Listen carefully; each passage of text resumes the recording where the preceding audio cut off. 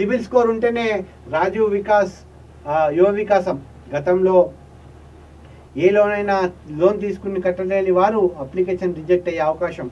దరఖాస్తుదారులు loan హిస్టరీని CIBIL score వివరాలను bank నుంచి సేకరించేందుకు చర్యలు చేపడుతున్న రాష్ట్ర ప్రభుత్వం. వాటి ఆధారంగా 40% అప్లికేషన్ రిజెక్ట్ అయ్యే ఛాన్స్. ఇంకేముంది రాజీవ్ వికాసం యువ వికాసం అంటూ దాదాపు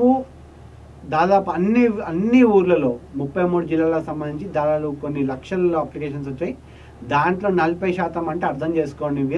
40 అని అఫీషియల్ తెలుస్తూ ఉంది మనకు, కానీ ఎంతవరకు కట్ అవుతుందండి. ఇవాళ రేపు చిన్న లోను తీసుకోకపోయినా పాన్ కార్డు ఉంటే వేరే వాడు లోన్ తీసుకున్నా వీడు చూసుకోకపోయినా లోను డిఫాల్ట్గానే ఉంటుంది.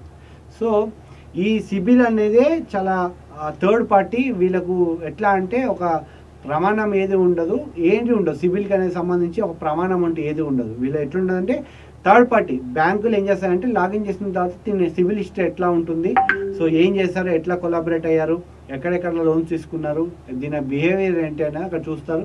చూసిన తర్వాత లోన్ ఇవ్వచ్చా ఇవ్వద్దా అనేది కూడా వీళ్ళు చూస్తారు. అయితే ఇదే అదనంగా తీసుకొని ఇప్పుడు రాష్ట్ర ఖజానా తక్కువ ఉండడంతో రాజీవ్ వికాసం యువ వికాసం ముందుకెళ్ళాలి. కాబట్టి ఇక 40% అప్లికేషన్లు రిజెక్ట్ అయ్యే అవకాశం ఉందంటూ కూడా వార్తను చూస్తా ఉన్నాం. మళ్ళీ చూడాలి ఎట్లా ఉంటుంది. నిజంగానే యువకులకు మాత్రం షాక్ ఇవ్వబోతుందా లేకపోతే ఇంకోటి అనేది కూడా మనం చూడాల్సిన అంశం మిత్రులారా. అయితే మా వీడియోలు మీకు నచ్చినట్టయితే ఖచ్చితంగా షేర్ చేయండి, సబ్స్క్రైబ్ చేసుకోండి, లైక్ చేయండి, 10 మందికి షేర్ చేయండి. ఖచ్చితంగా ప్రజా సమస్యలపై మేము పోరాడడానికి ముందుకు వస్తున్నాం. సో మమ్మల్ని అందరినీ కూడా ఆశీర్వదించి ముందుకు తీసుకెళ్లాల్సిందిగా మేము కోరుకుంటున్నాం.